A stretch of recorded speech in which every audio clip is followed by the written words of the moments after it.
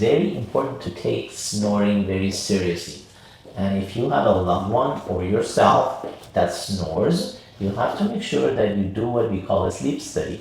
It's a very simple test. You just wear a finger sensor on your finger, and that would register the amount of times that you stop breathing and how low your oxygen levels go. These monitors, called an oximeter, to measure our oxygen levels. It has to be about 90% at all times. People that snore, their oxygen levels sometimes drop into the 70s, which is a very serious problem. That could lead to a lot of medical issues. People that snore are prone to have 173 medical issues: high blood pressure, cardiovascular problems, acid reflux, Alzheimer's, dementia, hormonal problems, fatty liver issues.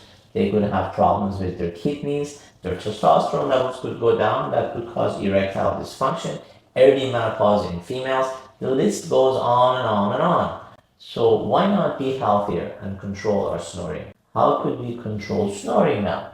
It's through a simple oral appliance. It starts by getting that sleep study. Many of us have a partner that is like that, have a friend that is like that. Many of us travel with our friends on a camping trip, or we're all staying in a hotel, and we realize that we can't sleep. It's time to tell that person, hey, you have a problem. Why don't you get yourself a sleep study and maybe you can elongate your life.